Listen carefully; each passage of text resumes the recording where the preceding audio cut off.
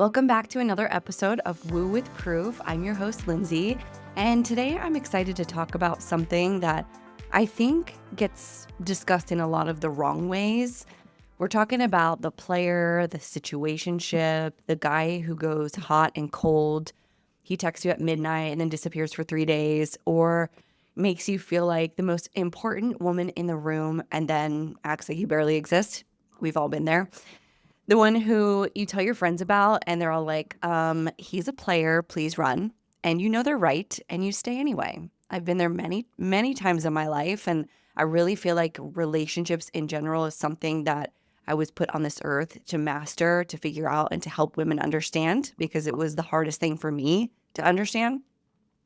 I think we spend so much time talking about how to spot these type of guys, how to identify what the red flags look like, how to protect yourself from someone who's going to waste your time. And, that's not useless information, but I want to offer you something completely different today. Something that I think is actually way more useful and also more uncomfortable in a lot of ways. Because here's the thing. Players don't stop playing because they meet the right woman. They stop when the game stops working for them. And the game stops working when you become somebody who won't play the game. This is the biggest thing that I ever learned in my life, okay? So today we're going to talk about two different types of women, and these are archetypes, the princess and the queen. And I'm not talking about this in a fairy tale type of way. It's a very real, very specific, like this is actually your nervous system type of way, because one of them stays in the game and one of them doesn't even recognize the game as something worth playing. Very different. And the difference between them really doesn't have anything to do with how attractive they are, how confident they are, or even how many self-help books they've read, right? It's about the way they source their sense of self. So let's get into it. I want to first introduce you to the princess, okay? And before I do, this is not about being childish or naive or less evolved. It has nothing to do with that. The princess is a part that lives in most of us, and she formed for a reason, just like all the other parts that we talk about. And again, she was trying to keep you safe. So we're not here to shame this aspect of ourselves. We're here to understand it. So the princess, okay, the princess waits to be chosen. She wants somebody else to create a sense of safety for her. She sees love as rescue or as the thing that's finally going to make her feel okay. So she outsources her certainty, and she confuses being desired with being valued, which means when somebody wants her, even if it's inconsistently or even in a way that feels more like a chase than a real connection, it registers to her as love. And she makes decisions based on avoiding discomfort or staying when she should go because leaving to her feels like a loss. And she shrinks when she should speak up because taking up space in her mind might push him away. And underneath all of it is a belief that she might not have even recognized yet. And the belief is, when somebody loves me enough, I will finally feel whole. That belief, okay, that one sentence is why the player dynamic works on the princess. Because the player offers intermittent proof of being chosen. And intermittent proof to someone who's looking for external confirmation of her worth, like I did, feels like the most meaningful proof of it all. Because she didn't have to earn it. It wasn't guaranteed. And the fact that he came back means something to her. And it doesn't mean what she thinks it means. But her nervous system doesn't know it yet. And this is a dynamic that I lived in and played with in a lot of my 20s and even my early 30s to some degree, until I got to the point where I was like, I am not doing this anymore. And we'll talk more about that, I'm sure, in later episodes. But my relationship experiences throughout my life, the type of men that I was attracting and the type of men that I was allowing in my life was exactly for this reason. I was sourcing my sense of worth from them because I wanted to feel chosen. And there was a part of me that didn't feel that way, right? So we'll dive more into that as we go on. But I just wanted to say, like, if you feel this way, I totally get it. I 100% get it. I've been there, done that. Okay, now let's dive into the queen. The queen creates her own internal safety. She doesn't wait to be chosen. She chooses. And she chooses deliberately from a place of self-knowledge, right? Because she's done the work of knowing who she is, what she actually wants. She receives love without needing it to define her, which means she can be in a relationship without losing herself. This was like a foreign concept to me.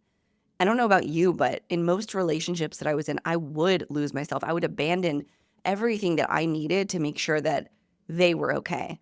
Or I would try to shapeshift myself and mold myself into a version that I thought was acceptable of them or that they wanted me to be, never really having my own sense of identity, right? And I think a lot of women end up doing this.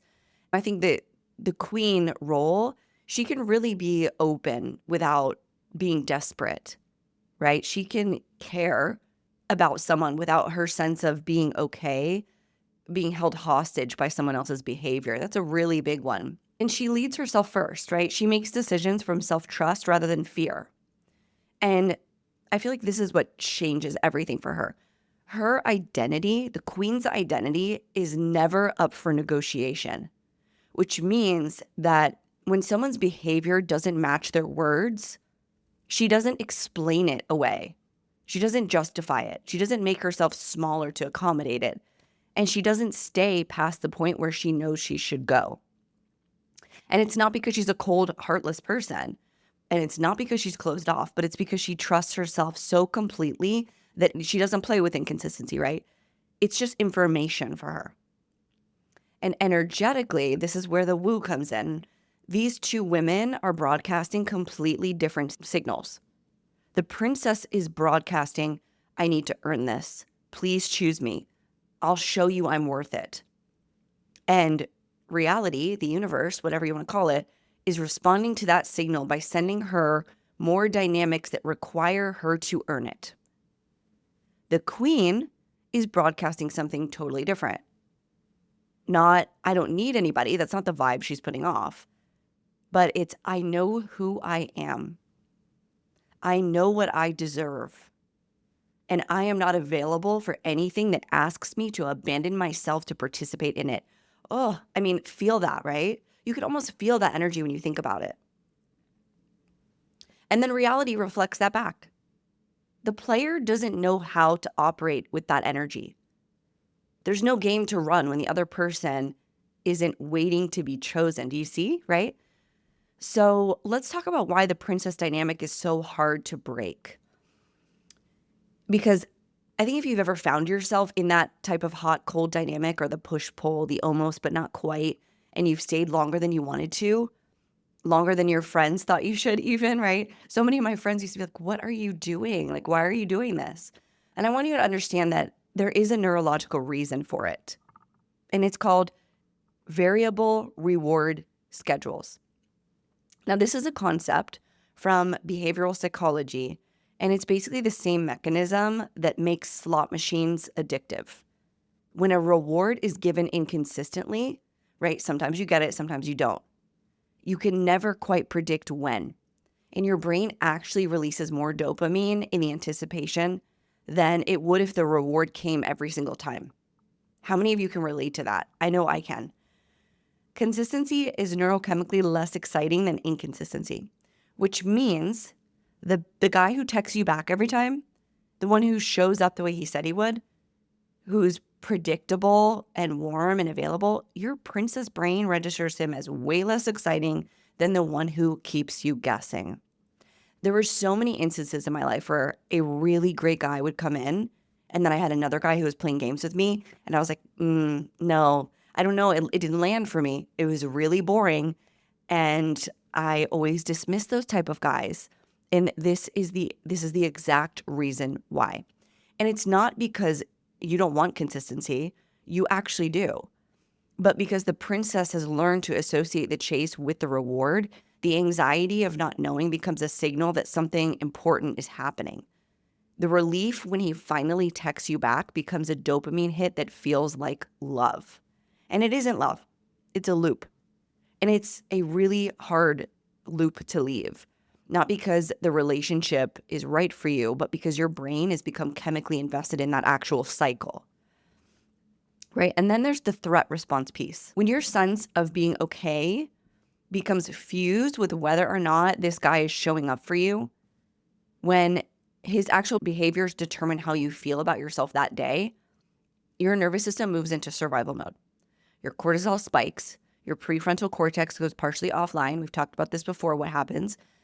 And from that state, you make decisions that you would never make from a grounded, regulated place. You send the text that you said you wouldn't send. You accept less than you decided you deserved. You stay past the point where you know you should go. The princess brain in that threat response is trying to keep the attachment, because the attachment, as dysregulating as it is, actually feels safer than the alternative, which is walking away and sitting with the uncertainty of not knowing if she's going to be chosen again. Ugh. I mean, really feel that. The queen's nervous system works a bit differently.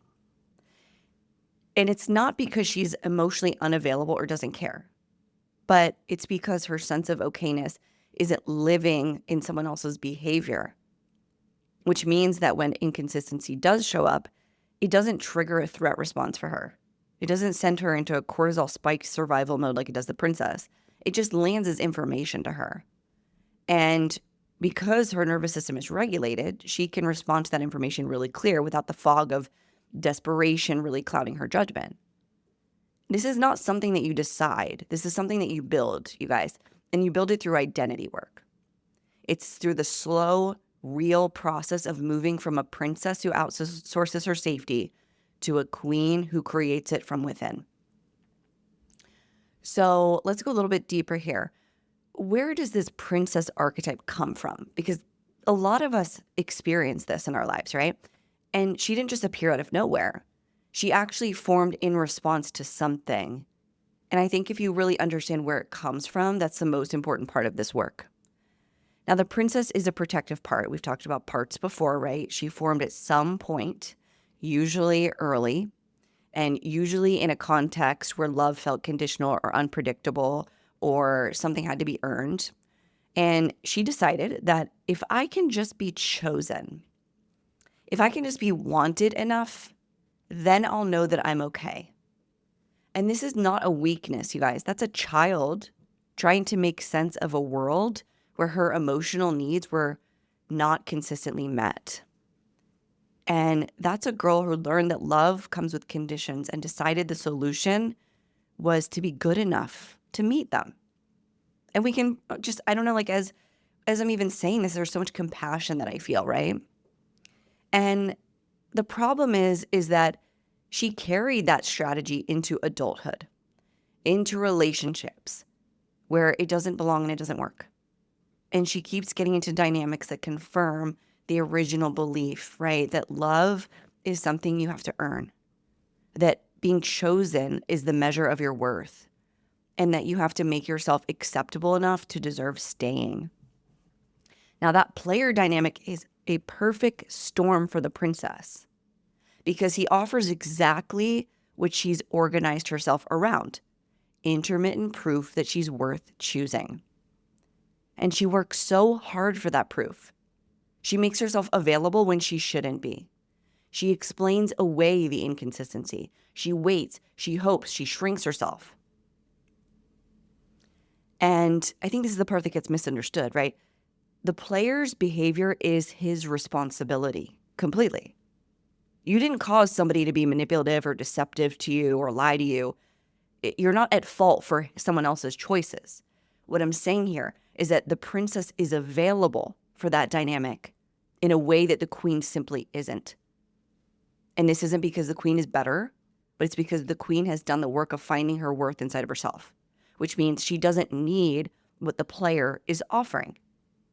And when you don't need it, that dynamic has nowhere to go. So the shift from being princess to being queen is not about learning how to be hard and cold or more guarded. It's actually about going back to that original wound, that place where you decided that love was conditional and being chosen was the measure of your worth, and healing it there. right? Giving yourself the thing you have been asking for every guy to give you, building that internal safety. That's what the princess has been desperately seeking from the outside. And that's the reclamation part. That's really the work.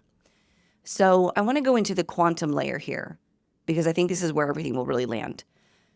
In quantum mechanics, we've talked about the observer effect before, right? The observer effect is what tells us the act of observation isn't neutral. And again, reality is participatory. What you bring to it, it reflects back. Your consciousness, the emotional truth underneath everything that you say and do, that's your frequency. And reality is always going to confirm that dominant signal, not your desire.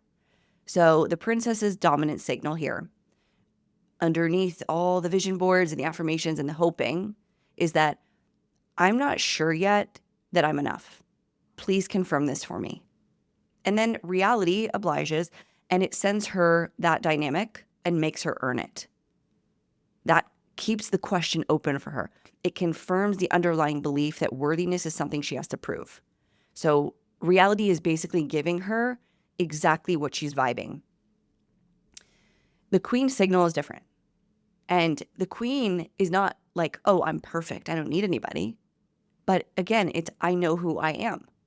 My worth is not up for negotiation. I am not available for dynamics that require me to abandon myself to participate. This is something that I learned in my relationship with my husband. Actually, the guy that I dated and was engaged to right before my husband, he taught me a lot.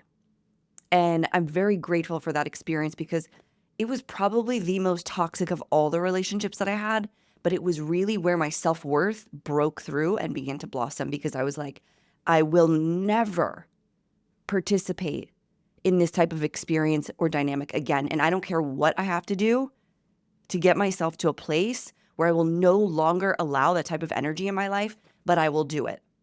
And I went on a pretty deep 6-month healing journey on myself into my self-worth and why I kept attracting those type of guys and why I was allowing them to stick around when they were, abusive to me, controlling, manipulative, lying, like literally all the things. It was like all of my worst nightmare wrapped up into one pretty little box. So when I met my husband, there were still some player dynamics that he had. And the reason why it changed, and my husband and I talk about this all the time, is because I had no place for it. And I was very clear with him early on. Whenever something would pop up that I was like, absolutely not, I would stop participating in it. And I would say, if this is who you are, I'm not for you. If this is how you're going to show up, if this is how you're going to treat me, this is not for me. And I was willing at every point to walk away from it and remove myself from the relationship because I knew that I deserved better than that. I knew that I was worth more than that. And I didn't need him to validate that for me. And that is actually what allowed him to kind of step up to the plate in our relationship and recognize that he needed to evolve himself if he wanted to be in my world, right? So I am living proof of being in the princess energy and then elevating myself into the queen energy and what that can do for your life and the type of man that you attract. Now I have a partner, a man who genuinely cares about me. He wants to see me happy. He respects me. He values me. But most importantly, it's how I feel about myself. And he's just reflecting that back to me. Does that make sense? Right. So when you change your signal from that princess to that queen, it collapses different possibilities into reality, right? The people who show up are going to start to match that new vibe. And it's not because we manifest the right person, but it's because we become someone who doesn't tolerate the wrong one long enough for them to stay, exactly like what I was talking about, right? And this is the thing about the player specifically, right? His entire playbook depends on the other person being available for the game he's playing. Keeping them guessing, that works when they're afraid to lose him, right? The hot and cold stuff. It works when she's trying to earn him being warm and loving. The chase works when she believes that being caught is proof of her worth. None of that will work on the queen because she isn't trying to be caught. She's deciding if she wants to do the catching. Let that land, okay? So let's talk a little bit about what this shift actually looks like. because I just don't want to leave you with a concept. I want to make this really real for you. So moving from princess to queen isn't a decision that you're going to make in one day. It's not a mindset shift that you have after listening to this podcast, although maybe this is where it starts for you, right? Because now you have awareness. It's a slow, real identity level reclamation. And it looks like this, okay? You start noticing the princess in real time. When you're about to send the text that you said you wouldn't send, that's her. When you start explaining away his behavior to your friends for the fourth and fifth and sixth time, that's her. When you feel the anxious pull in your chest when he hasn't texted you back and you start wondering if you did something wrong, you don't shame her. You notice her and you get curious about what she's afraid of, right? You got to stop outsourcing your sense of safety. This is a really big one because the princess is constantly trying to get her safety from something outside of herself, whether it's his attention, his consistency, him choosing her. And again, the queen is building that from within. And I want you to know this doesn't happen overnight. It's built through those tiny hundreds, thousands of small moments of choosing yourself, of keeping promises to yourself, of trusting your own perception, even when someone else is trying to rewrite it, okay? You let the information land without explaining it away. When someone's actions don't match their words, you need to register that as data, not as a problem that you have to solve. And you've got to stop making excuses for behavior that doesn't align with what you want. You got to stop negotiating with the inconsistency. And you've got to let what you observe inform you of what to do next. And you have to become genuinely willing to lose it, right? This is the real shift. That the princess, she can't afford to walk away because her sense of being okay is tied to being chosen. But the queen walks away because her sense of being okay lives inside her. And that willingness, it's not a strategy. It's not as a performance, but it changes everything about how she shows up.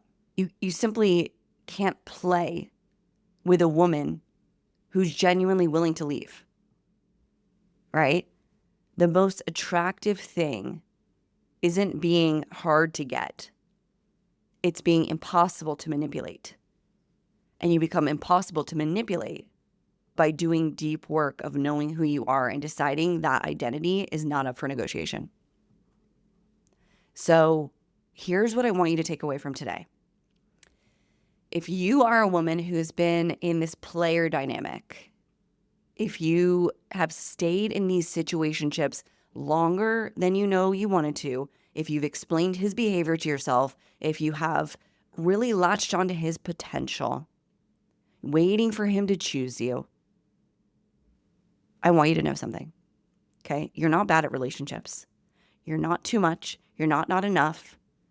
You've just been operating from this princess energy. And that part of you that formed a long time ago has decided that being chosen was the measure of your worth. And she's been doing her best with the tools that she had. But the queen is in you too, okay? She's always been in you. If she was in me, she's in you. I promise you. And that part of you, that queen part, she's tired of earning love that should be freely given to her. And the work is bringing her forward, building her up, giving her the safety that she's been trying to get from the outside. Because, like I said, the player is going to stop playing the game when the game stops working. So she doesn't need to be rescued. The queen doesn't need to be chosen. She leads. And everything, every relationship, every dynamic, every person who enters her life responds to that. That's the work. That's always been the work, right? So thank you so much for being here. And if this landed for you, please share it with a woman that you think would benefit from hearing something like this. I see so many women that are participating in this dynamic. Actually, I was at a restaurant having dinner with my husband the other day, and I went to the bathroom to wash my hands, and there were 3 girls in the restroom that were talking about this and talking about these players and these type of relationships they kept experiencing, these type of guys. And I was like, ladies, like, listen to this podcast because I don't want to see women experiencing this type of energy. We don't need to be participating in this type of energy anymore. And I think it does no service to either men or women, right? The more we call ourselves up, the more we rise, the more we evolve, we're pulling up and inviting the men in our lives to do the same. So I hope you enjoyed this episode. Hope it was helpful. If you did love it, please leave a comment. And I am excited to see you guys in the next one. Bye for now.